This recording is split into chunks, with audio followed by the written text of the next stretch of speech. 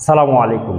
সুপ্রিয় শিক্ষার্থীরা, আমাদের একটা বিষয় নিয়ে খুব কনফিউশন হয় যে poor, rich, pious, brave, industrious, dead এই শব্দগুলো তো গ্রামাটিক্যালি বলা হয় অ্যাজেক্টিভ। তো অ্যাজেক্টিভ কোনো সেন্টেন্সের তো সাবজেক্ট হতে পারে না, কারণ সাবজেক্ট হয় নাউন না হলে প্রোনাউন। কোনো সেন্টেন্সের সাবজেক্ট তো অ্যাজেক্টিভ হইতে পারে না।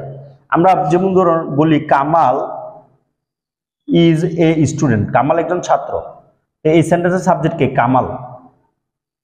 অথবা কামালের পরিবর্তে আমরা কি বলতে পারি? He is a student. তাহলে নাউন বা প্রোনাউন কোন সেন্টেন্সের সাবজেক্ট হয়ে থাকে।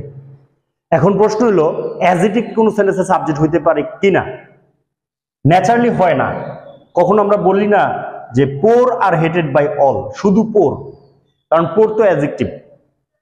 হ্যাঁ, কিন্তু পোরের পূর্বে যদি একটা দা থাকে, দা পোর, তখন এই অ্যাডজেক্টিভটা আর অ্যাডজেক্টিভ থাকে না, তখন নাউন হয়ে যায়। কারণ আমরা জানি আর্টিকেল এর সাথে নাউনের সম্পর্ক।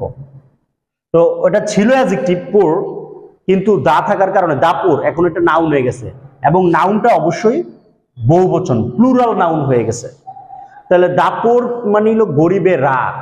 হ্যাঁ, দা পোর তখন আর ইজ হবে না, তখন হবে দা পোর আর হেটেড বাই অল, গরিবদের সবাই ঘৃণা করে।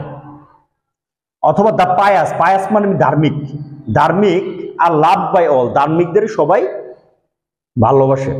দ্যাট মিনস এই যে পোর গরিব, রিচ ধনী, পায়াস ধার্মিক, ব্রেভ সাহসী, ইন্ডাস্ট্রিয়াস পরিশ্রমী, ডেড মৃত, দা ডেড মানে মৃতরা, দা ইন্ডাস্ট্রিয়াস মানে পরিশ্রমীরা, দা ব্রেভ মানে সাহসীরা, হ্যাঁ, দা পায়াস ধার্মিকেরা, দা রিচ বড়লোকেরা, দা পোর গরিবেরা। তো এই শব্দগুলা তখন প্লুরাল নাউন হিসেবে ব্যবহৃত হওয়ার কারণে তখন কিসে ইজের জায়গায় আর হয়েছে। তা আজকে আমরা ক্লিয়ার হলাম যে অ্যাডজেক্টিভ একটা সেন্টেন্সের সাবজেক্ট হতে পারে, নাউনের কাজ করতে পারে, তবে অবশ্যই পূর্বে কি থাকতে হবে?